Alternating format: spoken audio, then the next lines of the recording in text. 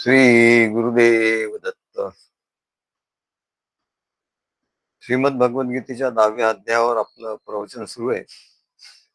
त्यातला आजचा हा 40वा श्लोक आहे. त्याच्यावर आपण आता निरूपण बघूया.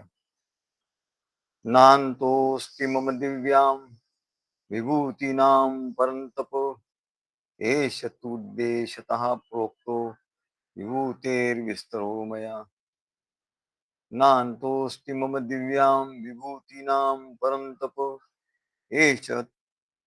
एष तूद्देशतः प्रोक्तो विभूतेर्विस्तरो मया. तेव्हा भगवान म्हणतात, हे परंतप. परंतप म्हणजे शत्रूंवर विजय मिळवणाऱ्या अर्जुना. त्या अर्जुनाने शत्रूंवर विजय मिळवला, आतल्या शत्रूंवर आणि बाहेरच्या शत्रूंवर दोन्ही. आणि म्हणून तो भगवंताला जाणून घेतोय, त्याला जाणता येते. भगवान म्हणतात, हे परंतप, माझ्या दिव्य प्रगटीकरणांना किंवा विभूतींना, विभूती म्हणजे माझं दिव्य प्रगटीकरण, याला काही अंत नाही म्हणत. अंत ना पार. मी तुला जे सांगितलं ते माझ्या अनंत वैभवाचा एक नमुना आहे. अनंत वैभव आहे, त्यातलं काही मी सांगितलं तुला, किंवा मी तुला जे काही सांगितलं आतापर्यंत ते सगळं संक्षिप्तपणे सांगितलं. माझा विस्तार केवढा तरी आहे, माझ्या विभूतींचा विस्तार केवढा तरी आहे. विभूती म्हणजे माझं, मी जो प्रगट होतो. विभूती म्हणजे काय, की माझं अनेक रूपांनी प्रगट होणं, अनेक गुणांनी प्रगट होणं, याला विभूती. विभूती विशेषत्वानी, भूती म्हणजे होणं, विशेषत्वानी प्रगट होणं, याला विभूती असं म्हणतात. तेव्हा भगवान अर्जुनाला सांगतात की माझ्या दिव्य विभूतींना म्हणले काही सीमा नाही. मी प्रगट होतो दिव्य रूपाने. माझं जे दिव्य रूप आहे, माझ्या त्या दिव्य शक्ती आहेत, त्या शक्तीने मी प्रगट होत असतो. आणि म्हणून जिथे प्रगट होतो त्याला विभूती असं म्हणतात. विशेषत्वाने माझं प्रगटीकरण तिथे असतं, म्हणून त्याला विभूती असं म्हणतात. या विभूतीची काहीच सीमा करता येत नाही. कारण शेवटी सांगायचं झालं तर सर्व रूपाने मीच आहे असं भगवंतांनी सांगितलं. सर्व रूपाने भगवंतच असताना मग वेगळ्या विभूती, काही वैभवाचा नमुना किंवा त्याचं एक प्रतीक प्रत्येक ठिकाणी, म्हणजे जिथे जिथे उत्कटपणे भगवंत प्रगट आहेत ते प्रतीक घेतलेलं आहे. तसं भगवंत सगळ्याच ठिकाणी, कुठे नाही अशी जागा नाहीच आहे. पण याच्या दिव्य विभूती, दिव्य विभूती म्हणजे त्यांचे दिव्य गुण, त्याच्या वैभवानिशी. एखादा मोठा धनी मनुष्य आहे, परंतु तो एकदम साध्या वेशात राहतो. परंतु तो जेव्हा काही विशिष्ट कारणानिमित्त चांगला पोशाख करून चांगल्या गाडीतून वगैरे जातो, तेव्हा काय, त्याचं जे वैभव आहे, त्या वैभवासहित तो प्रगट होतो. मग त्याला विभूती असं म्हणतात. वैभवासहित प्रगट होणे याला विभूती असं म्हणतात. तसं परमेश्वर तर सगळ्याच ठिकाणी आहे. पण वैभवानी, जसं आपण लग्नाला वगैरे जातो कुठे, तर जसं अनेक छान छान वेशभूषा करून जातो, तेव्हा ते आपलं वैभव त्यातून दिसतं. चांगले कपडे आपण घातले, नवीन कपडे घातले, लगेच लोकांच्या लक्षात येतं, अरे हे काहीतरी वेगळं आहे, आज काहीतरी वेगळे दिसतात तुम्ही. तेव्हा हे कशामुळे, काहीतरी विशेष झाला. आणि म्हणून तेव्हा विभूती म्हणजे भगवंताचं वैभव अनंत आहे. पण ते जेव्हा काही व्यक्तींच्या द्वारे ते प्रगट होतं, पदार्थांच्या द्वारे या जगात प्रगट होतं, तेव्हा त्याला विभूती असं म्हणतात. तेव्हा त्यामध्ये मी आहे असं भगवान सांगतात. परंतु ह्या विभूती मी तुला सांगितल्या, पण याला काही सीमा नाही मिळत. या विभूतींना काही सीमा मर्यादा नाही, पुष्कळ आहे तशा. मी काही तुला वानगी दाखल सांगितल्या. ज्याप्रमाणे पृथ्वीवर परमाणूंची गणना करता येत नाही. पृथ्वीवर किती परमाणू आहेत तो सांगता येत नाही. त्याचं गणना करता येत नाही. तसंच भगवान म्हणतात, माझ्या दिव्य विभूतींची गणना करता येत नाही. आणि म्हणून मी तुला या विभूती कमीत कमी अत्यंत संक्षिप्तपणे सांगितल्या. जसं आपण म्हणतो ना, शीतावरून भाताची परीक्षा. ज्या सुज्ञ गृहिणी असतात, त्या भात शिजला की नाही बघण्याकरता काय करतात, की असं एक दोन शीतं त्यातली काढून बाहेर काढतात आणि ते दाबून बघतात. आणि ते मऊ असेल तर भात शिजलाय असं समजतं. त्याच्यासाठी काही संपूर्ण भात काही मऊ आहे की नाही असं दाबून बघण्याची गरज नाही. तेव्हा त्याला न्यादर्श सॅम्पल सॅम्पल मराठीत सॅम्पलला काय म्हणतात? न्यादर्श. न्यादर्श म्हणजे सॅम्पल. तेव्हा तो सॅम्पल एक घेतला आणि त्याचं बघितलं. तसं हे जे दिव्य विभूती आहेत, हे सॅम्पल्स आहेत, न्यादर्श आहेत. तेव्हा त्याच्यावरून कळतं आपल्याला. त्याच्यावरून गोष्टी कळतात, त्याच्यावरून ज्ञान होतो.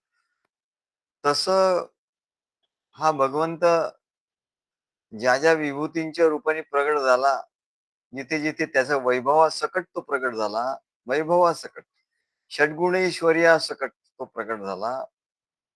यशश्री, धर्म, ऐश्वर्य, वैराग्य, ज्ञान या त्याच्या षड्गुणैश्वर्याने प्रगट झाला.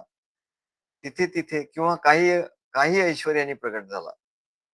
संपूर्ण सगळ्या ऐश्वर्याने पण काही काही ऐश्वर्याने विशेषत्वाने तो प्रगट झाला. तेव्हा ते त्याचं ऐश्वर्य आहे, त्याची विभूती आहे.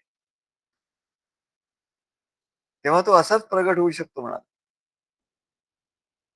एखादा दुसरं उदाहरण घेतात, की एखाद्या खोलीत संपूर्ण उजेड आहे, कंदील लावलेला आहे. पूर्वीच्या काळी कंदील असायचे.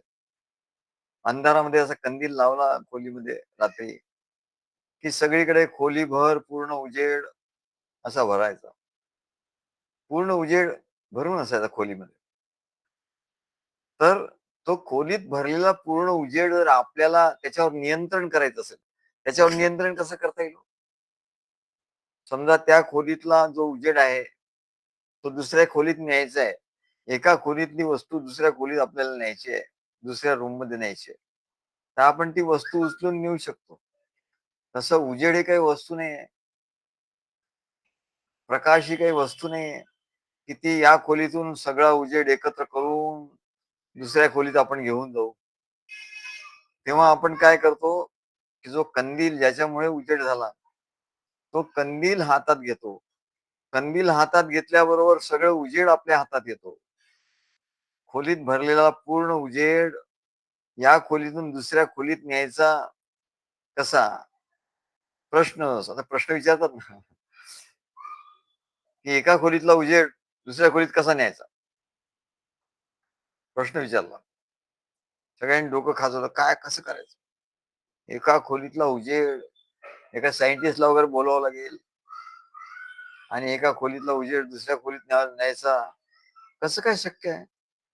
असं काही मशीन वगैरे करावं लागेल असं लोकं बुद्धी चालवायला बघतील. पण ज्ञानेश्वर महाराज म्हणतात, की "अरे, तुला संपूर्ण खोलीतला उजेड तुझ्या हातात घ्यायचा आहे ना आणि कुठे न्यायचा आहे. तर संपूर्ण खोलीतला उजेड तुझ्या आधी हातात घ्यावा लागेल. मग खोलीतला उजेड हाती घ्यायचा, तो सोपी युक्ती आहे. म्हणजे तो जो कंदील आहे तो तू आपल्या हातात घे. म्हणजे खोलीतला सगळा उजेड दुसऱ्या खोलीत तुला नेता येईल. कंदील तिकडे नेला म्हणजे झालं दुसऱ्या खोलीत. मग या खोलीत उजेड राहणार नाही. म्हणजेच या खोलीतला उजेड गेला आणि दुसऱ्या खोलीत उजेड येईल. म्हणजे दुसऱ्या खोलीत या खोलीतून दुसऱ्या खोलीत उजेड नेला. काय? उजेड नेता येत नाही. तर ती उजेडाची जी विभूती आहे, उजेडाची विभूती काय आहे? कंदील आहे. तर ती घेतल्यावर जसा उजेड दुसऱ्या खोलीत तुला नेता येईल, तसं म्हणाले परमात्म्याचं तसंच आहे. परमात्मा अव्यक्त आहे. परमात्मा सर्वत्र आहे. मग तो दिसणार कसा, करणार कसा? काय? तर म्हणाले त्या परमेश्वराची शक्ती, त्या परमेश्वराची शक्ती आपण व्यक्त पदार्थाच्या सहाय्याने ओळखू शकतो. जे जे व्यक्त पदार्थ आहेत आणि जिथे काय काय विशेषत्व आहे, काही वैभव आहे, सौंदर्य आहे, सत्ता आहे, सौंदर्य आहे, विशेष गुण आहे, विशेष शक्ती आहे, विशेष उपयोग आहे,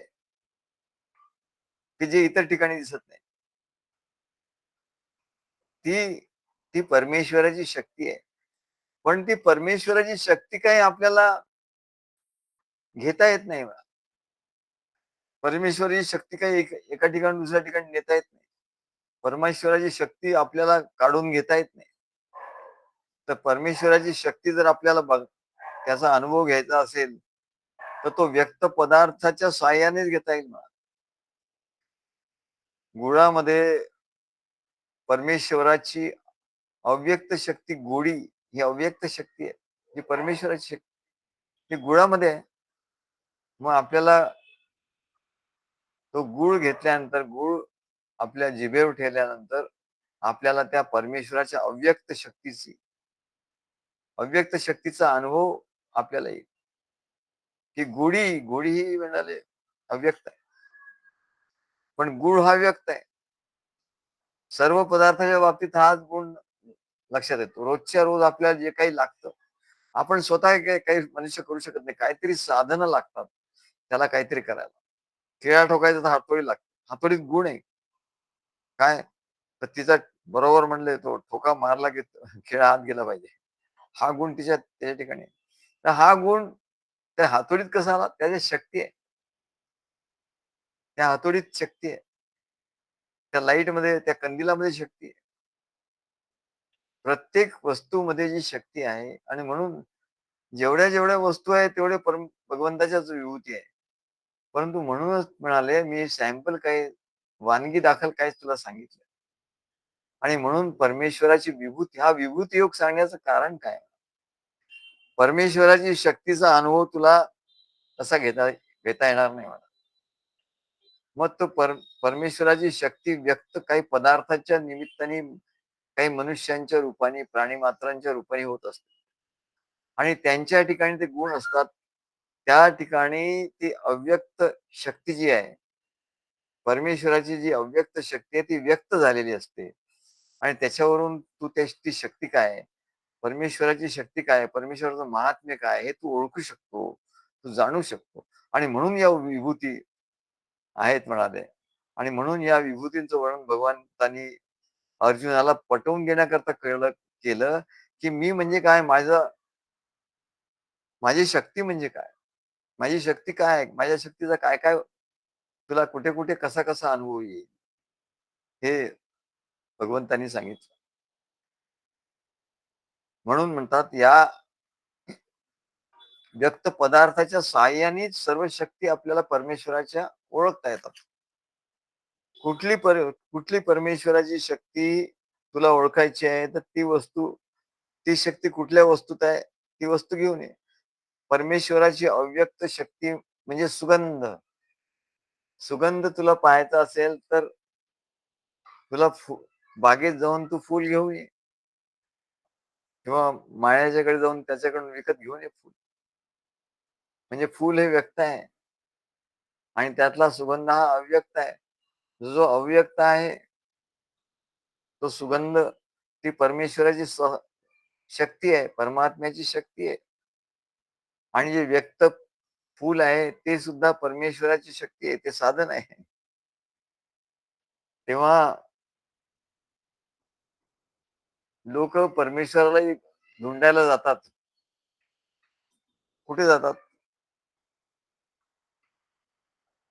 तर म्हणले ध्यानात जातात. बरोबर आहे, ध्यानामध्ये जा तुम्ही.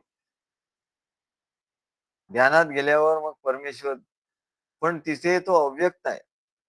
ध्यानामध्ये असलेला परमेश्वर आहे ना, तो अव्यक्त.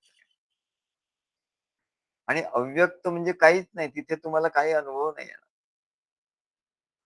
अव्यक्त तिथे काही.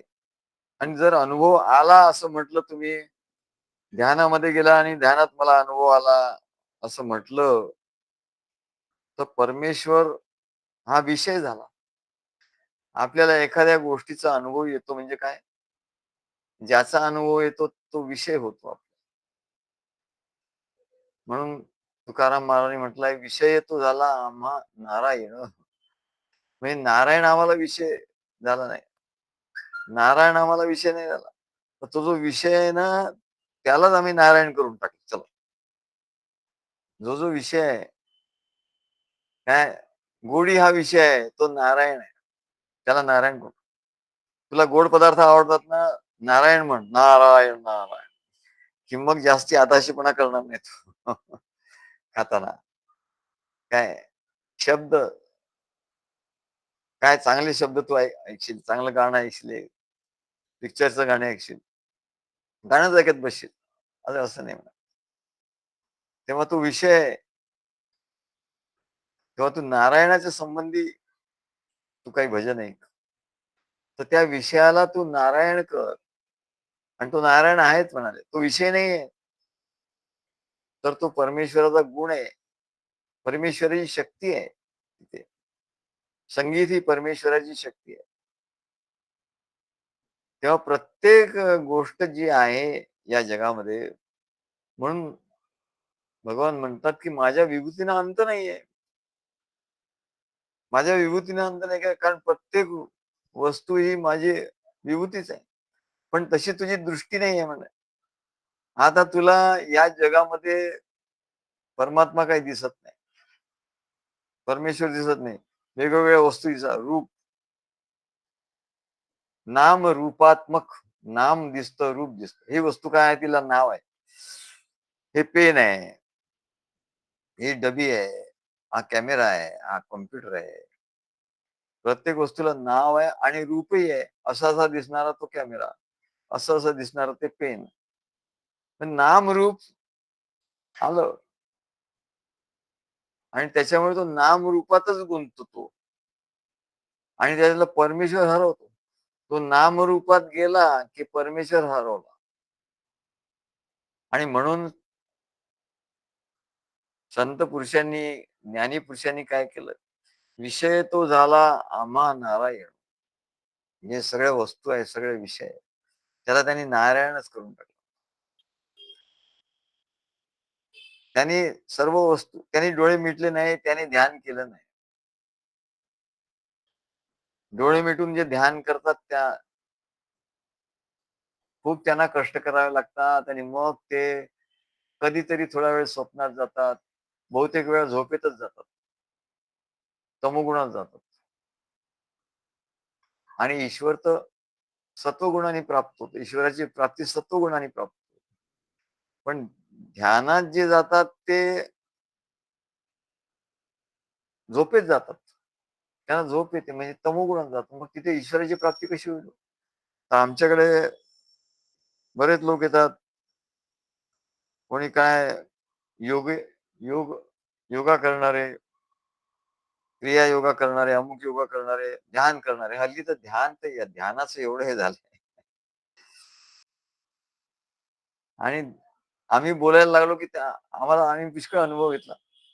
आमच्याकडे असे लोक आले ध्यान करणारे, तर आम्ही बोलायला लागलो की त्यांना एक तर झोप येते, नाही तर त्यांचं डोकं दुखतं.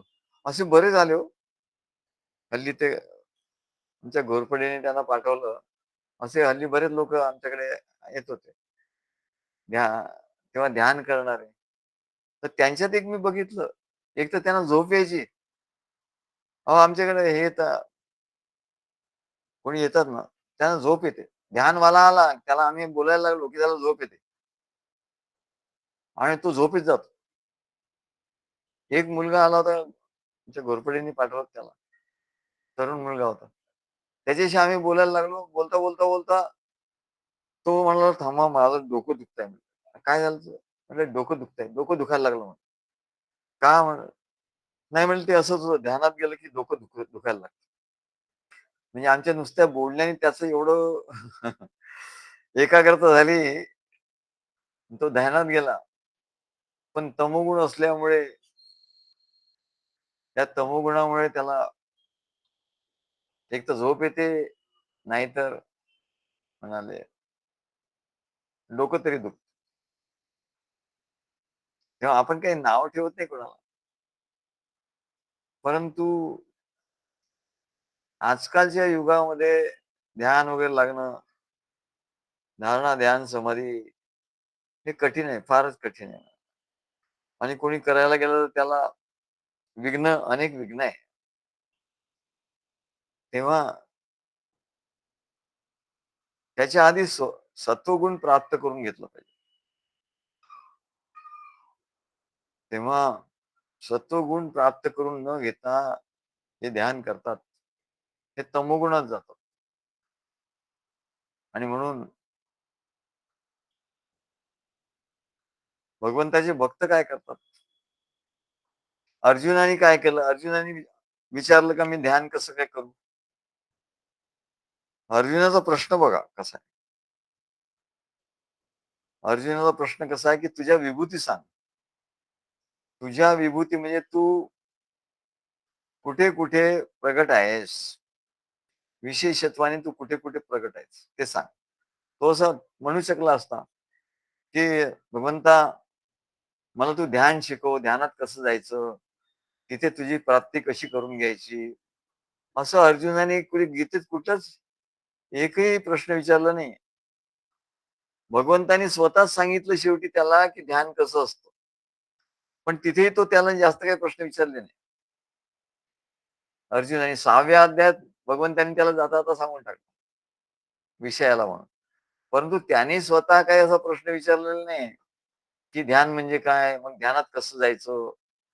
आणि ध्यानात गेल्यावर काय अनुभव येतात? काय हे त्याने काय विचारलं नाही.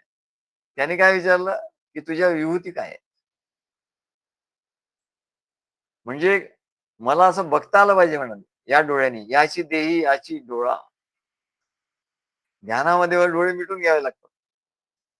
आणि ध्यानामध्ये काही दिसत काहीच नाही, म्हणजे डोळे एकदा मिटल्यानंतर मग काय दिसणार आहे? मग कोणी म्हणतात अनुभव येतात, हा अनुभव येतो, तो अनुभव येतो, हा प्रकाश दिसतो, तो प्रकाश दिसतोय. हे सगळं असतं म्हणा. पण संत सत्पुरुषांनी त्याला कसा अनुभवला? कुठल्या संत सत्पुरुष ते ध्यानात बसलेले होते आपल्याला दिसतं का हो? नामदेव महाराज कीर्तन करतात, तुकाराम महाराज कीर्तन करतात. ध्यानात बसलेले काही दिसत नाही. ज्ञानेश्वर महाराज ज्ञानेश्वरी लिहितात, हरिपाठ लिहितात. काय हे सर्व ग्रंथ त्याने लिहिले. त्याच्यावर निरूपण केलं. हे साधन केलं त्यांनी. मग निवृत्तीनाथांनी त्यांना ध्यान शिकवलं नव्हतं का? शिकवलं होतं. पण ते त्याच्यातनं गेले नाही म्हणा. कारण काय? हे सगळं अव्यक्त आहे म्हणा, की भगवंताला अव्यक्त जगात जाऊन कसं शोधणार? भगवंतही अव्यक्त म्हणजे दिसत नाही. आणि त्या परलोकात गेल्यानंतर तो परलोक पण अव्यक्तच आहे. ध्यानात गेल्यानंतर सर्वच बाजूला होतं. सर्व काही बाजूला होतं. मग सगळंच अव्यक्त झालं तर तिथे तो बघणार काय? काय? तेव्हा ते कठीण आहे म्हणलं. आणि असं घडू शकणार नाही हे परमेश्वराला माहिती आहे. आणि म्हणून त्यांनी काय केलं? तो म्हणाले सृष्टी रूपाने सगुण झाला. सृष्टी रूपाने तू सगुण नटावे, सृष्टी रूपाने तू सुंदर नटावे, तुझ मी भेटावे दृष्टीने या. कसं देवा तुझी माझी भेट ही प्रेमाची, नित नाविन्याची आनंदाची. नित नाविन्याची भेटी आहे म्हणजे. सरळ डोळे उघडे ठेवून दत्तगुरु म्हणतात, दत्तगुरु सांगतात की डोळे मिटल्याने काय होतं मला. प्रश्न विचारतात, डोळे मिटल्याने काय होतं, काय तुला प्राप्त होणार आहे? डोळे मिटल्याने काय प्राप्त होणार नाही, असं दत्तगुरु सांगतात गिरनार पर्वतावर बसून. तेव्हा म्हणाले तू चक्क डोळे उघडे ठेव आणि पलीकडच्या जगात जाऊन. आता पलीकडच्या जगात जास्त वेळ जाऊ शकत नाही माणूस. आधी त्याला झोप लागते किंवा मग स्वप्न पडतं. आणि स्वप्न तर असे काही संसारिक स्वप्न पडले तर तो पलीकडच्या जगात नाही, तो याच जगात आहे. समजा त्याला काही दिव्य स्वप्न पडली, सद्गुरू दिसले काय. आमचे भोसले म्हणतात मला, सद्गुरू तुम्ही परवा दिसला स्वप्नात. आणखी कोणी म्हणतं. तर मग तो त्या परलोकात थोडा वेळ गेला. पण किती वेळ झाला? जास्त वेळ नाही राहू शकत. थोडा वेळ तर राहू शकतो, थोडा वेळ अगदी. फ्रॅक्शन ऑफ अ सेकंड काही नाही. पण नंतर परत त्याला झोप लागते. एक तो झोपे जातो, नाही तर जागृतीत येतो. म्हणजे किंवा ध्यानात जातो, तर ध्यान किती वेळ करणार तो? आणि ध्यानात असं काही दिसत नाही. ध्यानात वेगळंच काहीतरी अनुभव येतो. तेव्हा परमेश्वरानेच याची व्यवस्था करून ठेवलेली आहे. परमेश्वर म्हणाला, "अरे तू एवढा त्रास कशाला घेतो ध्यान वगैरे करायचं वगैरे. त्याच्यापेक्षा मी असं करतो ना, मीच या जगाच्या रूपाने सगुण साकार होतो. जगाच्या रूपाने तुला दिसण्यासारखा होतो. आता बघ तू, आता बघ म्हटल्यानंतर प्रत्येक ठिकाणी परमेश्वराचा अनुभव घ्यायचा. म्हणजे त्याला केवढं तरी हे लागतं म्हणा, केवढं तरी कृपा सद्गुरूंची लागते.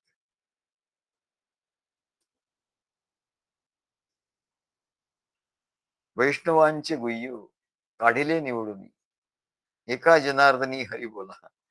हरी बोला भांडता, हरी बोला कांडता, सर्व कार्य करिता हरी बोला. त्यांनी असं नाही म्हणलं हरी बोला ध्यान करता. ध्यानात नाही म्हणा. परमेश्वर सगुण साकार याच्यासाठीच झाला. तो सगुण साकार झाला या या जगाच्या रूपाने. आणि मनुष्याला त्याने मनुष्य रूपाने तोच आला. आणि या जगाच्या रूपाने कसा आहे मी, या जगाच्या रूपाने गुणाने कसा आहे हे मला ओळख, असं ओळखायला त्यांनी सांगितलं. ज्यांना सद्गुरू भेटले त्यांना तो परमेश्वर प्रत्यक्ष भेटला. त्यांनी सद्गुरूंना परमेश्वर म्हणून ओळखलं. आणि सद्गुरूंनी सांगितलं की अरे या माझ्या विभूती आहेत, जसं श्रीकृष्णाने सांगितलं. श्रीकृष्ण सद्गुरू रूपाने भेटले अर्जुनाला आणि त्याला सांगितलं अरे ह्या माझ्या सगळ्या विभूती आहे बघ. तसंच माझ्या विभूतीने काही अंत नाही, असं या श्लोकात सांगतात. पण ठीक आहे, थोडस वानगी दाखल मी तुला सांगतो. सॅम्पल. तिथे बघ. तिथे बघता बघता बघता तुझी दृष्टी अशी होऊन जाईल की तू मग सगळीकडेच बघायला लागशील. आणि डोळे उघडे ठेवून, डोळे मिटून नाही, डोळे उघडे ठेवून एवढा परमेश्वर धडधडीत प्रत्यक्ष बघता येतो. तर मला कळत नाही की हे लोक डोळे मिटून का बसतात. अरे उघड्या डोळ्याने जे दिसत आहे ते परमेश्वराचंच रूप आहे. त्या रूपाने परमेश्वरच आहे. त्या रूप नामानी विष्णुमयम जगत. हे सर्व जगत काय आहे? विष्णुमय आहे. तेव्हा विष्णुमय जग वैष्णवांचा धर्म, हा धर्म सांगितला. विष्णुमय जग बघणं. तेव्हा भगवान म्हणतात, की "अरे मी सृष्टी कशाला निर्माण केली? सृष्टी निर्माण केली त्याच्यात माझी शक्ती, अनेक गुणांनी माझी शक्ती मी त्याच्यात संचारित केली. तर तिथे-तिथे मी आहे." एवढं सोपं असताना तू म्हणाले ते डोळे मिटून बसून आणि ध्यान करून काय उगाचच त्या कल्पनेच्या जगात तिथे कल्पना करावी. ध्यानात सुद्धा कल्पना करावी लागते. कल्पना कराव्या लागतात आणि त्या कल्पनेप्रमाणे मग अनुभव होतो. कल्पना. ध्यानात काय कल्पना करतात? मी म्हणाले हे चक्र आहेत. बघा आता इथे याला मूलाधार म्हणतात. ते अमुक-अमुक ठिकाणी आहे. याला स्वाधिष्ठान म्हणतात. ते त्याच्यावर आहे. मूलाधार, स्वाधिष्ठान. त्याच्यानंतर कुठलं ते असे चक्र आहेत म्हणाले. त्या चक्रांची कल्पना करावी लागते. चक्र आहेत का हो खरंच? त्या तर योगी लोक सांगतात खरं ते चक्र नाही आहेत. हल्ली सायंटिस्ट लोक म्हणतात, की अमुक फ्लेक्सस, तमुक फ्लेक्सस. पण ते मांसाचे गोळे आहेत तिथे. ते जड आहेत. ते म्हणजे काही चक्र नाहीये. संत पुरुषांना विचारलं तर ते म्हणतात, "अरे असं काही नसतं. असं काही नाहीये." ते तशी भावना करावी लागते आणि भावनेने ते त्याचा अनुभव आहे. ॲक्चुअल तिचं नाहीये काही. ॲक्चुअल काही असे चक्र नाहीये. त्याची भावना केल्यानंतर यादृशीं भावनां कुर्यात सिद्धिर्भवति तादृशी. कुठल्याही गोष्टीची आपण दृढ कल्पना केली, की मग त्याचा तसा-तसा आपल्याला अनुभव यायला लागतो. एखाद्या गोष्टीची दृढ संकल्पना केली, की त्याचा तसा-तसा अनुभव येतो. तसंच देहात आहे म्हणलं, देहात चक्र म्हटलं तर चक्र आहे. त्याचा तुम्ही अशी कल्पना करा, इथे हे चक्र आहे, याचा रंग असा आहे, याचा आकार असा आहे, याची देवता अशी आहे, याचा अमुक असा आहे. अशा तुम्ही कल्पना करा आणि कल्पना केल्यामुळे ते तसं-तसं तुम्हाला त्याचा अनुभव येईल. पण आहे कल्पनाच. सत्य काही नाही आणि त्याच्यामुळे हे न समजल्यामुळे त्या कल्पनांमध्ये तो फिरत राहतो आणि त्याला सत्य परमात्म्याचा अनुभव येत नाही. त्याचं डोकं दुखायला लागतं, त्याचा काय प्राणवायूवरती हे होतो. काय-काय त्याला व्हायला लागतं. त्याचं त्यालाच कळत नाही. तो घाबरतो. असं होतं. मग तुझं आडमार्गाने जातोच कशाला म्हणा. तुला जो मार्ग माहिती नाहीये, कल्पनेचा आहे. कल्पना करा आणि जा. त्या कल्पनेने जा म्हणा. तेव्हा कल्पना भ्रांतीच्या वाट. तेव्हा म्हणजे त्याच्यापेक्षा भगवान सांगतात, की "अरे मी सर्व ठिकाणी आहे." या जागृतीत तू जे बघतो आणि जागृती किती सोपी आहे हो. तिथं धडधडीत सगळं दिसत असतं जागृतीमध्ये. लोक दिसतात, ते काय करतात ते दिसतात, त्यांचे गुण दिसतात, स्वभाव दिसतात. निरनिराळे झाडं असतात, वेली असतात. त्याच्यापासून औषधं निर्माण होतात. त्याच्यात किती औषधी गुण असतात. कुठली वस्तू खाल्ली म्हणजे काय-काय होतं. कुठल्या रोगावर कुठलं औषध, कुठली वस्तू. किती किती ती शक्ती आहे. परमेश्वराने प्रत्येक वस्तूमध्ये एवढी शक्ती देऊन ठेवली आहे ना आणि भगवान सांगतात, की प्रत्येक वस्तूमध्ये असणारी शक्ती म्हणजे मी. अरे मग त्या धडधडीत तुझ्या डोळ्यांनी समोर हे सर्व जगत असताना आणि त्याच्यात एवढे गुण असताना, या जगात एवढं गुण आहेत, त्या परमेश्वराच्या विभूती आहेत. तेवढे असताना ते बघ आणि तिथे परमेश्वराला शोध, किंवा तिथे शोधण्याची गरज नाही, तिथे परमेश्वर आहेच त्या गुणांनी. त्याचा ध्यास फक्त तू घे, त्याचा ध्यास घे. अरे हा परमेश्वर आहे, हा परमेश्वर. आता काय होतं, ती वस्तू म्हणून तू बघतो, ती व्यक्ती म्हणून तू बघतो. मग व्यक्ती आवडती होते, नावडती होते. आवडती झाली की त्याच्या मोहात पडतो. नावडती झाली की तिरस्कार होतो. आणि यालाच माया म्हणतात. या कल्पना, या वास्तविक जगाबद्दलच्या ज्या कल्पना आहेत त्याला माया असं म्हणतात. तेव्हा मायेमुळेच हा संसार निर्माण झालाय. परंतु ती मायाच आड येते म्हणले. मायेमुळेच परमेश्वर सगुण झालाय. सगुण साकार कशा करता, तर दिसण्याकरता. तुम्ही सगळ्या ठिकाणी हे बघ, मी या ठिकाणी असा आहे, या ठिकाणी असा आहे, ही माझी विभूती आहे. पण तिथेच गडबड झाली. हा आपल्या अज्ञानाच्या दृष्टीने बघायला लागला आणि त्याला विपरीतच गोष्टी दिसल्या. त्याला माया असं म्हटलं. तेव्हा हे जगत तर धडधडीत आपल्या समोर आहे म्हणा. तो स्वप्नात जातो आणि स्वप्नात काहीतरी बघतो. अरे पण तू स्वप्नात बघतो, थोडे थोडे का काळ असतं स्वप्न. पण हे जीवन तर किती अगदी प्रत्यक्ष आहे म्हणा. आणि प्रत्यक्ष याचा अनुभव तुला येतो.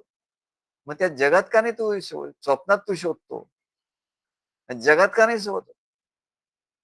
आणि परमेश्वराचं कार्यच हे आहे. परमेश्वराने याच्यासाठीच तो अव्यक्तामधून व्यक्त झाला सृष्टी रूपाने, की मला भेटावं, या मनुष्याने मला भेटावं, म्हणून मी प्रगट होतो. तेव्हा याच्या उलट झालं म्हणा.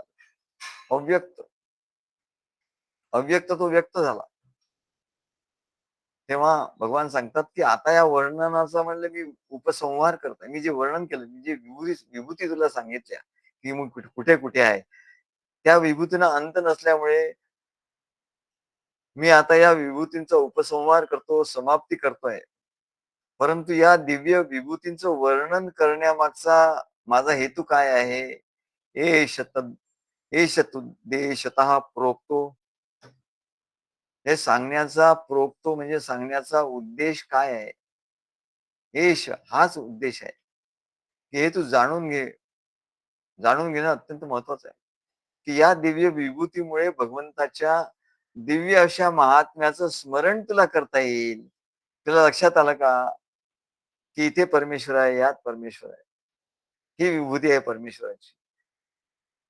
त्या विभूतींचं सांगितल्यामुळे काय होईल, की तू तू ती वस्तू किंवा ती व्यक्ती बघशील, तो पदार्थ बघशील, किंवा तुला त्या भगवंताची शक्तीचं स्मरण होईल. अरे हे भगवंताची शक्ती आहे. भगवंताचं आणि भगवंताचं स्मरण झाल्याबरोबर मायेचा अंत होतो. किती गंमत आहे हो. मायेमुळे हा सर्व संसार निर्माण झालाय.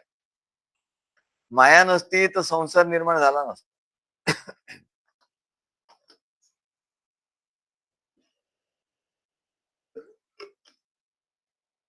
संसार निर्माण व्हायला तर माया लागते मला. त्रिगुणात्मक माया. प्रकृती. प्रकृतीशिवाय परमेश्वर सगुण साकार होणार नाही. आणि तो सगुण साकार झाला मायेमुळे. तर ती मायाच आड येते त्याला जाणण्याच्या. पण माया आड आल्यावर काय करायचं, तर आपल्याला जाणता येईल हेही परमेश्वराने सांगून ठेवलं. अरे सहा सहज सोपं गोष्ट आहे म्हणाले. भगवंताचं स्मरण झाल्याबरोबर मायेचा अंत होतो. तुझ्या तू या सृष्टीकडे सरळ बघ. काही ध्यान वगैरे लावू नकोस. या सृष्टीकडे बघ. प्रत्येक वस्तूमध्ये बघ. प्रत्येक प्रत्येक पदार्थ मात्रामध्ये बघ. आणि भगवंताची विभूती तिच्यात काय आहे हे बघ. आणि त्या विभूतीमुळे भगवंताची शक्ती काय, मग त्या शक्तीमुळे भगवंताचं तुला स्मरण होईल. आणि भगवंताचं स्मरण झाल्यावर मायेचा अंत होईल. झालं. किती सोपं आहे म्हणाले. आता इथे कशाला ध्यान पाहिजे? आम्ही लिहिलं तर आमच्या काव्यामध्ये उद्धवाला भगवान श्रीकृष्ण ज्ञान सांगतात. माया म्हणजे मुळीच नाही. माया म्हणजे मुळीच नाही, अस्तित्वातच ऐसे काही. अरे माया म्हणजे अस्तित्वातच नाहीये काही अशी. कारण माया हा शब्दच असा आहे म्हणाले. संस्कृत मधला हा शब्द आहे माया. मा म्हणजे माचा अर्थ नाही. माचा अर्थ नाही आणि या म्हणजे जी. मा म्हणजे नाही आणि या म्हणजे जी. जी नाहीच आहे तिला काय म्हणतात? माया. जी अस्तित्वातच नाही आहे. माया म्हणजे मुळीच नाही, अस्तित्वातच ऐसे काही. काय अस्तित्वातच नाही असं? बर तू म्हणतो की अस्तित्वात आहे माया, माझ्या आड येते. तर मी सांगतो म्हणाले, त्याच्यावर उपाय सांगतो, औषध सांगतो मायेवर. माया नष्ट कशी करायची? मजसी जाणता क्षणीच होतो मायेचा अंत. मला जाणलं. किती सोपं आहे. ही माया नाही, ही वस्तू नाही, इथे परमेश्वराची शक्ती आहे. एवढं जाणलं की माया गेली, मायेचा अंत. उद्धवा कथितो मी सत्य. हे उद्धवा मी सत्य तुला सांगतो म्हणा. ही माया म्हणजे खरं काहीच नाही. परंतु तू आपल्या अज्ञानमय दृष्टीने बघतो, वासनात्मक दृष्टीने बघतो, म्हणून ती माया आळ आल्यासारखं वाटतं. मग त्याच्यावर उपाय काय? तर मला माझी विभूती आहे असं जाण, मी तिथे आहे असं जाण की मायेचा अंत झाला. पण हे करण्याचं सोडून भलत्या उद्योगात पडला म्हणा. ध्यान धारणा. कोणीतरी आमच्या आता आपल्या इकडे मंत्र घेतला, त्याला असं वाटलं इथे काय ध्यान नाहीये. नाही नाही म्हणलं, आम्हाला ध्यानच आवडतं. आम्ही ध्यान करायला जातो.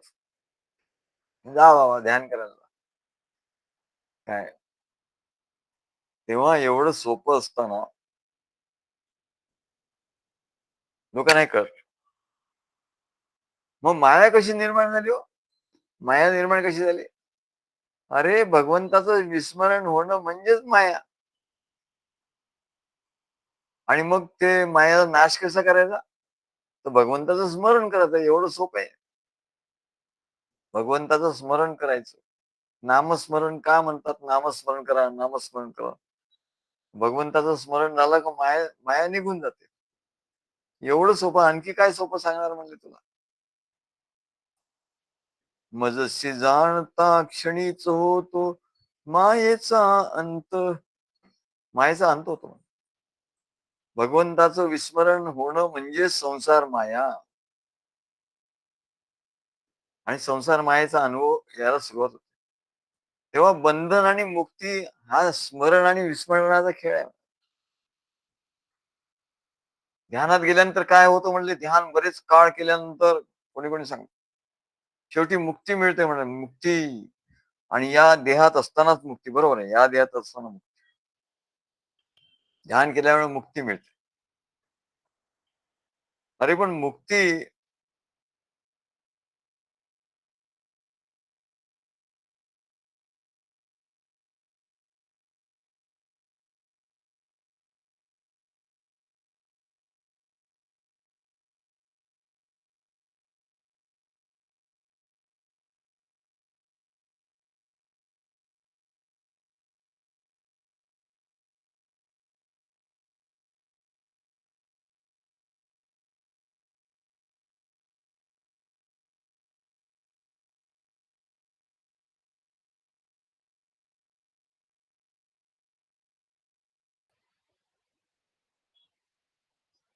सदगुरु आवाज नहीं येते.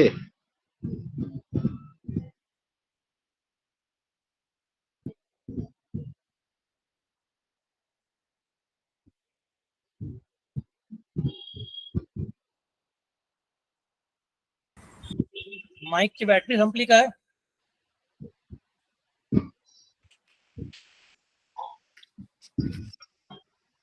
आताच येत नव्हता का आधी? आता येतोय. वरती लावा, वरती करा जरा, हा वरती लावा जरा.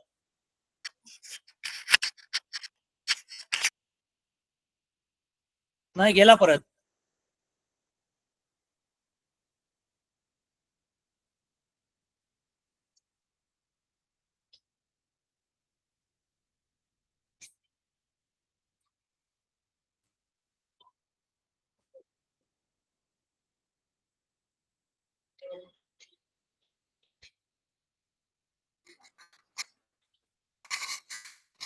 आला परत, आला. आलो.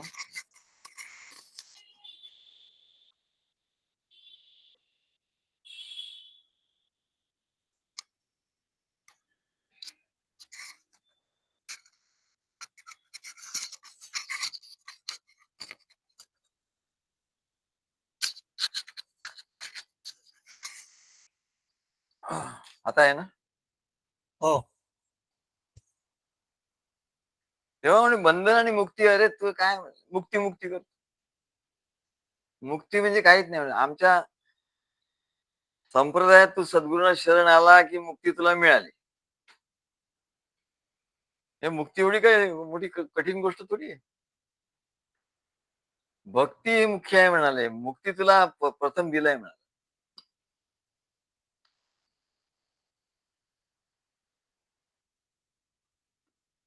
तेव्हा बंधनाला अनुलक्षून मुक्ती हा शब्द आहे.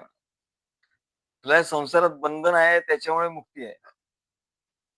मग मुक्ती कशामुळे, बंधन कशामुळे आहे, तर विस्मरणामुळे. भगवंताचं सद्गुरूंचं विस्मरण झालं, त्यांच्या महात्म्याचं विस्मरण झालं की माया आलीच म्हणून समजा. सद्गुरूंचं विस्मरण झालं किंवा सद्गुरू समोर असूनही सद्गुरूंचं महात्म्याचं, सद्गुरूंचं विस्मरण एखाद्या वेळी नाही होणार. तो म्हणजे हो हे माझे सद्गुरू आहेत, परंतु त्यांचं महात्म्याचं विस्मरण आहे. महात्म्य हे आणखी एक शब्द आहे की त्याला वाटेल की सद्गुरू, जेव्हा असं वाटतं की सद्गुरू हे आपल्यासारखेच आहेत, तेव्हा त्याचं विस्मरण त्याच्या ठिकाणी होतं. मग माया येते. विस्मरण झालं की माया आली, आणि माया आली की झालं बंधन.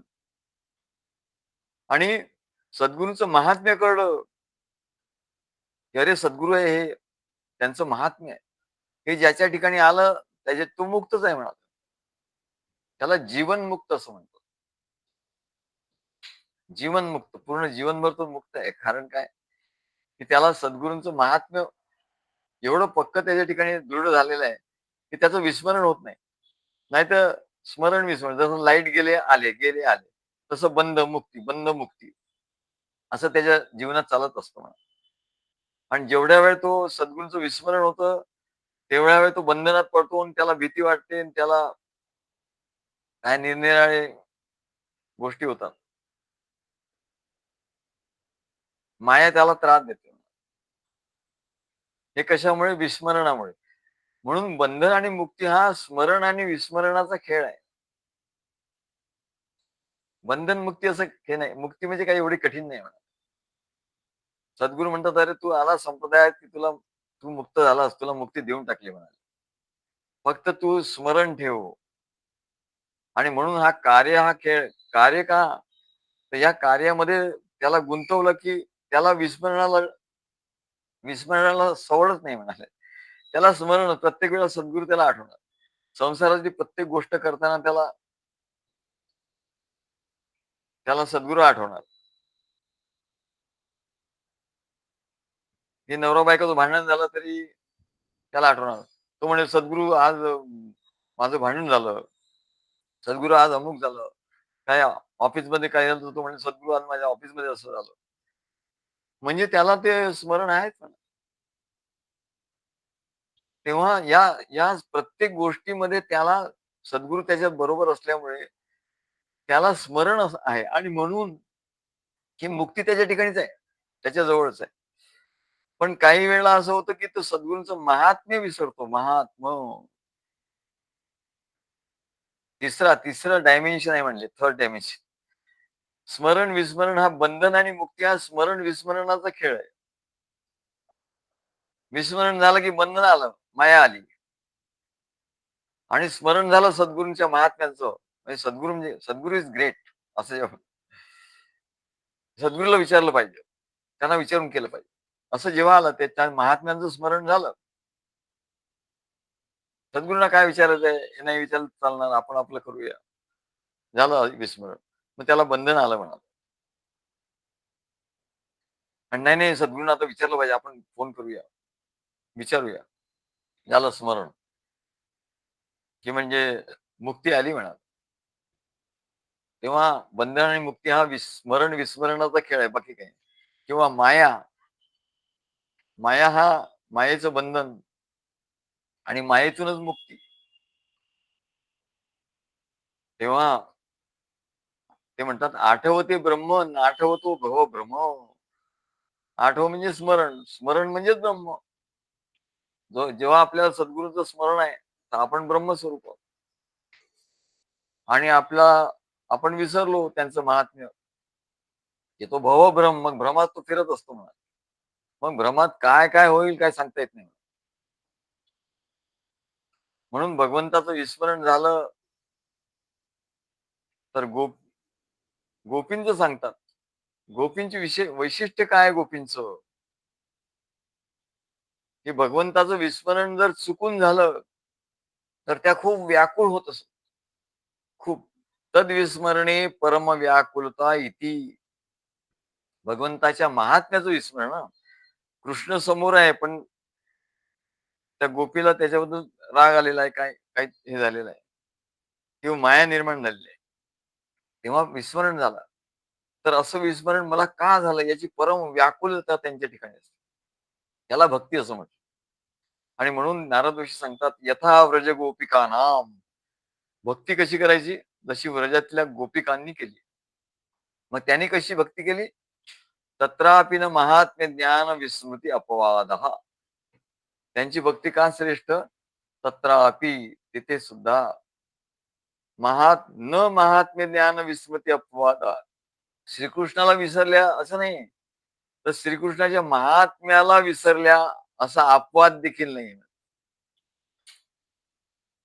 सद्गुरूंना विसरले असं नाही, सद्गुरूंची आता आठवण आहे. नाही सद्गुरू तुमची आम्हाला आठवण असते, पण महात्म्य विसरला. अरे सद्गुरू म्हणजे काय, त्याला असं वाटलं की देहधारी एवढं सद्गुरू आहेत. पण त्याचं महात्म्य ज्ञान, त्याचा विस्मृती झाली की माया आली म्हणा. आणि मग त्यांच्या महात्म्याचं स्मरण झालं की त्याला स्मृती झाली म्हणा. म्हणून नारद ऋषी म्हणतात व्रजगोपकांनी केलेली भक्ती सर्वश्रेष्ठ आहे. कारण काय, तर त्यांच्या ठिकाणी कृष्णाच्या महात्म्य ज्ञानाचा विस्मरणाचा अपवाद देखील नव्हता. म्हणजे श्रीकृष्णाचं महात्म्य तो परमात्मा आहे हे त्यांच्या ठिकाणी कधीच विस्मरण झालं नाही. म्हणजे श्रीकृष्णाच्या महात्म्य ज्ञानाची विस्मृती अपवादाने देखील झाली नाही. या महात्म्य ज्ञानाचं स्मरण सतत अखंड राहण्यासाठी काय करायचं, तर ते स्मरण देणाऱ्या गोष्टींचं नित्य ज्ञान आपल्याला असायला हवं. मग सद्गुरूंचं स्मरण नित्य कसं असेल, महात्म्याचं. त्यांचे ग्रंथ आहेत, ग्रंथ वाचल्यावर त्यांचं स्मरण होतं, त्यांचं महात्म्याचं स्मरण होतं. अरे काय ज्ञान लिहिलेलं आहे, काय काय गोष्टी. निरूपण आहे, निरूपण ऐकताना असं वाटतं अरे काय महात्म्य आहे, काय सांगतात. स्मरण आणि विस्मरण म्हणजे बंध आणि मुक्ती. बंधन आणि मुक्ती याचं एवढं सोपं. स्मरण आणि विस्मरण, सद्गुरूंचं स्मरण विस्मरण, सद्गुरूंचं नाही नुसतं, तर सद्गुरूंच्या महात्म्याचं स्मरण आणि विस्मरण. मायेचा अंत कसा करायचा, सद्गुरूंचं स्मरण करायचं, म्हणजे त्यांच्या महात्म्याचं स्मरण करायचं. मग महात्म्याचं स्मरण कसं करायचं, त्यांचे ग्रंथ आहे वाचायचे, त्यांची पद आहे, त्यांचं कार्य आहे, त्यांचं प्रवचन आहे, त्यांचे काय व्हिडिओज आहेत. या सगळ्यांनी त्यांची महात्म्याची झालेली विस्मृती याचं रूपांतर स्मृतीत केलं, म्हणजे त्यांचं विभूतिमत्व, विशेष त्यांचे गुण, त्यांचं गुणगायन केलं, तर म्हणले परत स्मृती होईल. त्यांच्या महात्म्याची विस्मृती म्हणजेच अज्ञान आणि अहंकार, अज्ञान, अंधकार, अहंकार आणि महात्म्याची स्मृती म्हणजे ज्ञान किंवा प्रकाश. रस्त्यावर जर आपण जातो, रस्त्यावरून अंधार असेल तर मनुष्याला ठेच लागून तो पडेल किंवा खड्डा दिसणार नाही, त्या खड्ड्यात तो पडेल. तसंच म्हणाले की महात्म्य ज्ञानाची विस्मृती झाली, सद्गुरूंच्या महात्म्याची विस्मृती झाली म्हणजे त्यांच्या गुणांची, त्यांचे जे गुण आहेत, त्यांचं जे ज्ञान आहे, याची विस्मृती झाली आणि ते मनुष्य म्हणून दिसायला लागले, तर अज्ञानामुळे विपरीत कर्म घडतील, घोर नरक यातना भोगाव्या लागतील. जे करू नये ते घडेल. आणि म्हणून महात्म्य ज्ञानाची स्मृती असेल तर त्या स्मृतीच्या प्रकाशामध्ये काय होईल? त्याला भगवंताच्या ज्ञानबोधाचं, सद्गुरूंच्या ज्ञानबोधाचं स्मरण होईल आणि भगवंताच्या प्रेमाचं स्मरण होईल, भगवंताच्या मधुर कथांचं स्मरण होईल आणि त्या स्मरणामध्ये त्याचं मन एवढं रंगून गेलं की तो तो निजपदाला गेला म्हणतात. तो स्मरणात गेला म्हणजे तो निजपदाला जाऊन पोहोचला, निजधामाला जाऊन पोहोचला, देह असतानाच. आणि म्हणून आम्ही ते पद लिहिलं होतं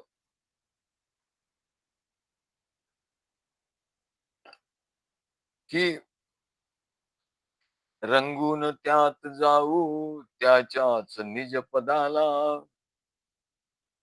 की त्याच्या निज पदाला आम्ही कसं जाऊ? रंगून. राधा म्हणते केवळ स्मृतीत त्याच्या का काळ घालवावा.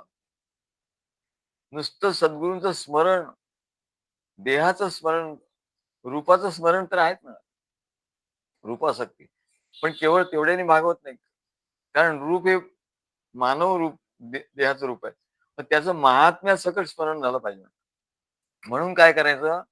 म्हणून हे कार्य आहे म्हणजे केवळ स्मृतीत त्याच्या काळ काळ घालवावा, त्यानेच मांडलेला हा डाव रंगवावा.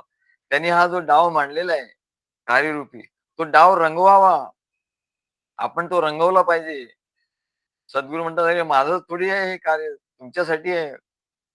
तुम्ही कसं रंगवता हे कार्य हे महत्वाचं आहे. तुम्ही काय काय करतात या कार्यामध्ये ते महत्वाचं आहे. तुम्हाला कळत नाही म्हणून सद्गुरू सांगतात की अमुक कर, तमुक कर, तमुक कर. आधी तसंच आहे. परंतु नंतर सद्गुरूंच्या मनात काय आहे हे जाणून गुरुस्तु मौनम व्याख्यानम. सद्गुरू जेव्हा मौन धरतात तेव्हा शिष्याला मोठं व्याख्यान असतं, रे त्यांना काय अभिप्रेत आहे ते मी करणार होतं, असं त्याला जाणवत. त्यानेच मांडलेला हा डाव रंग व्हावा, रंगून त्यात जाऊ त्याच्याच निज पदाला. आणि त्या डावात रंगल्यामुळे काय होईल? आपोआपच त्याच्या निज पदाला जाऊ. कुठलं ध्यान लावावं लागतं आणि कुठलं काय करायचं? हे डोळे उघडे ठेवून ध्यान आहे ना. आपण इथेच मुक्त, मायेचा अंत करून इथेच मुक्त होणार आणि इथेच त्याच्या निजपद इथेच आहे म्हणले. रंगून त्यात जाऊ त्याच्याच निजपदाला. बाकी कुठे आत जायची गरज नाही, स्वप्नात जायची गरज नाही, ध्यानाची जायची गरज नाही.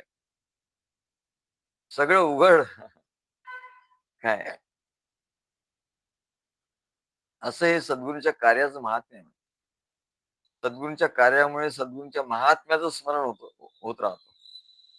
आपण जागे राहतो, जागृत राहतो, सजगता, सजगता.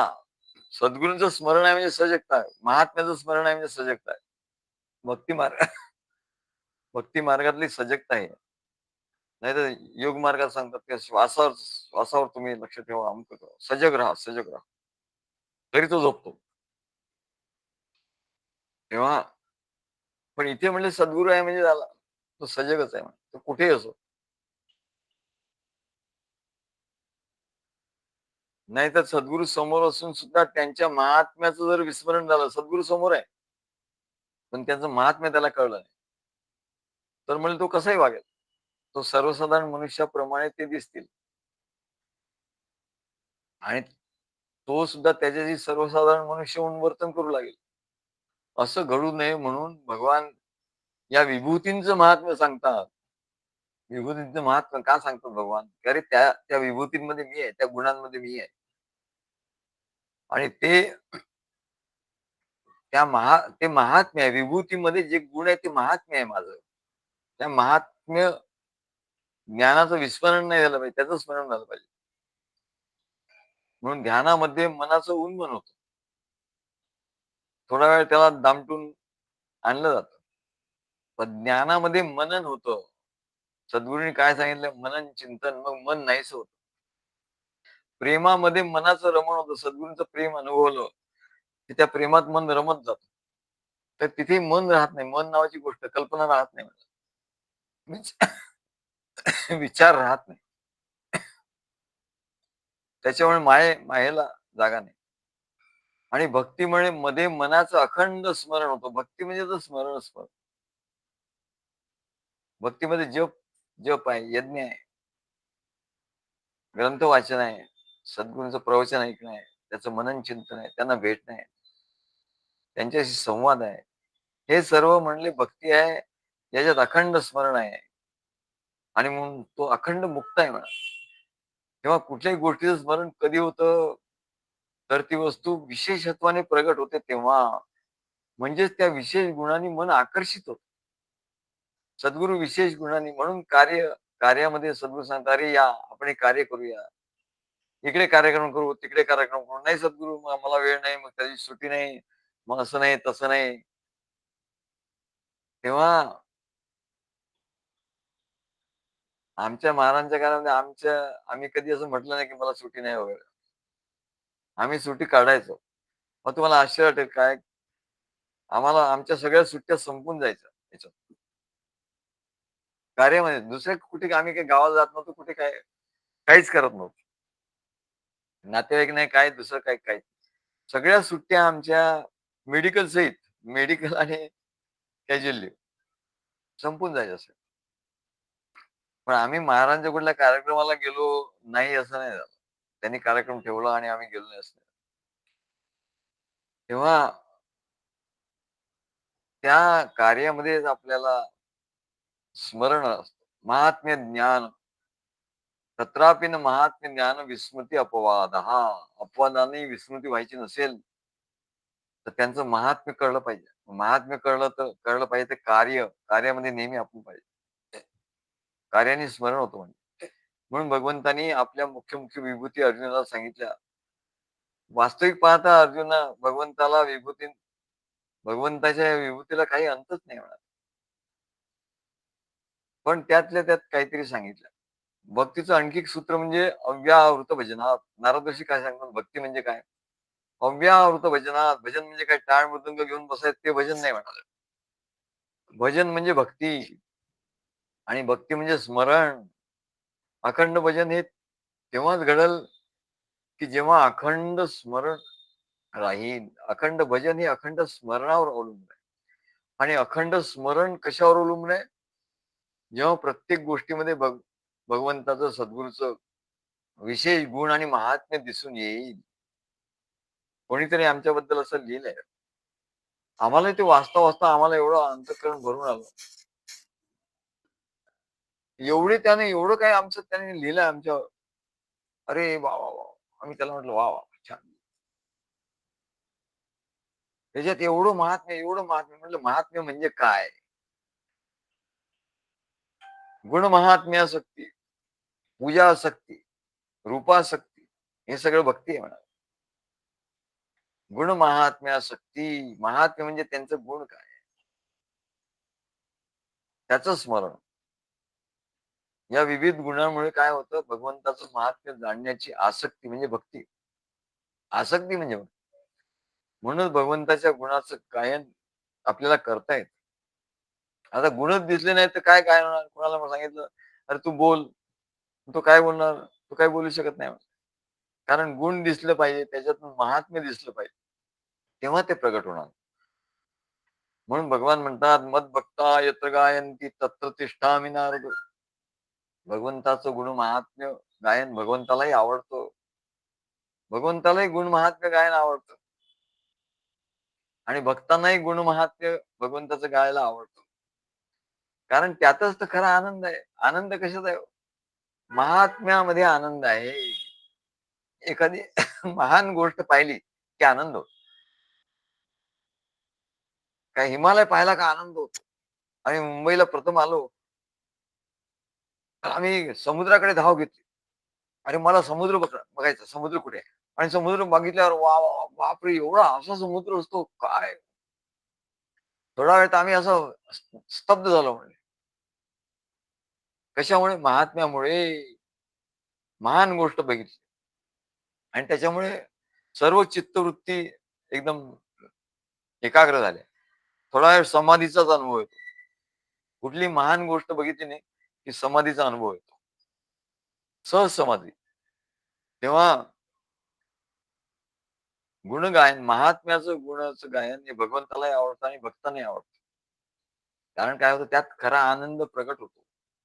नाचू कीर्तनाचे रंगी, ज्ञानदीप लावू जगी, असं ज्ञाने नामदेव महाराज म्हणतात. कीर्तनाच्या रंगात रंग आम्ही नाचू म्हणा. आणि नाचायला लागलं तर कुठे समाधी लागली हो. समाधी म्हणजे तर अगदी स्वस्थ बसायचं. पण नाही म्हणले. ते समाधीपेक्षा जास्त समाधी. ज्ञानदीप लावू जगी, गुण गायन करता करता त्यातून खरं अनुभवाचं ज्ञान प्रगट होतं. गुणगायन करता करता ज्ञान प्रगट होतं. आम्ही बोलता बोलता आमच्याकडून हे आम्हाला जाणवलं, बंधन आणि मोक्ष म्हणजे स्मरण आणि विस्मरण हे आम्हाला लगेच जाणवलं. ते शब्द आले, आम्ही लिहिले, आम्ही प्रकट केलं. तेव्हा जसं तेलाशिवाय दीप उजळू शकत नाही, त्याप्रमाणे प्रेमाशिवाय ज्ञान प्रगट होऊ शकत नाही. तेलाशिवाय दीप नाही. तसं प्रेमाशिवाय ज्ञान प्रगट होऊ शकत नाही.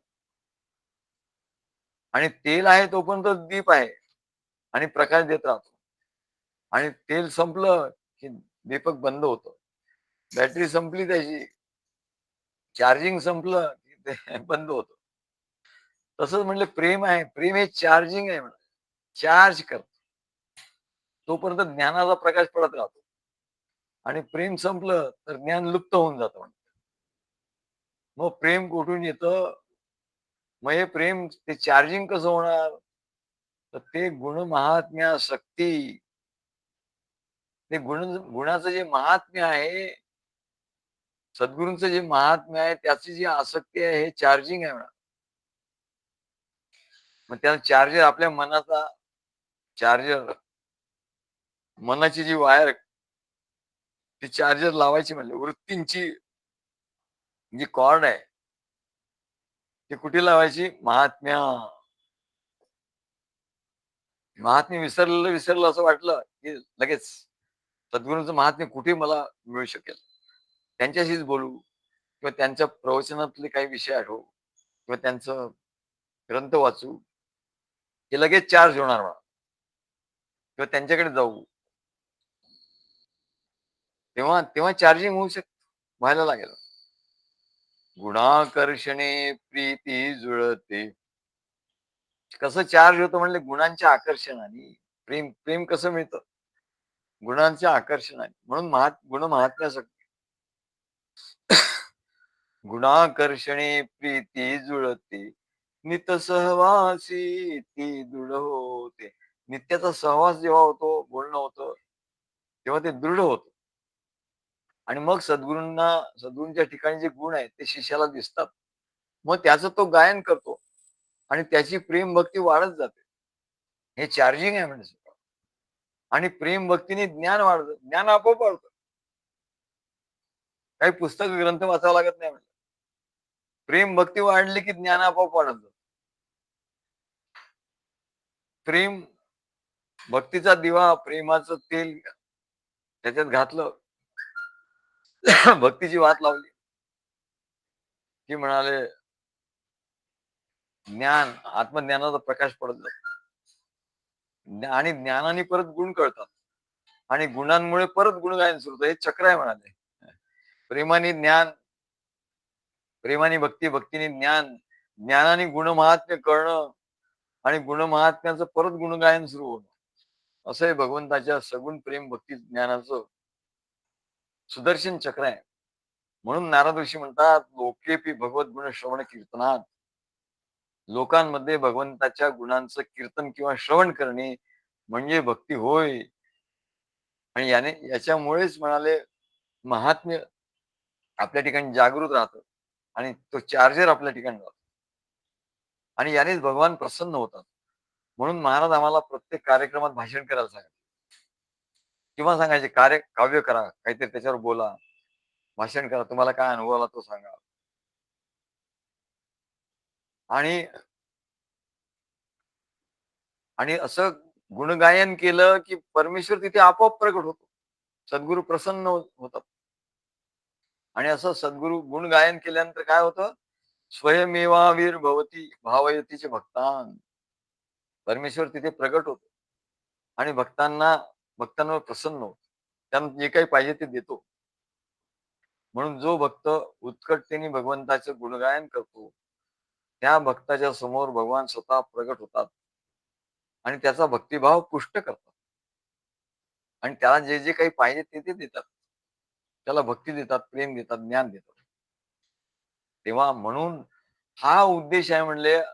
भगवान सांगतात की हा अर्जुनाला त्या विभूती सांगण्याचं हेतू काय आहे, तर हा म्हणाला हा हेतू आहे की त्याच्या ठिकाणी गुण महात्म्यासक्ती निर्माण व्हावी.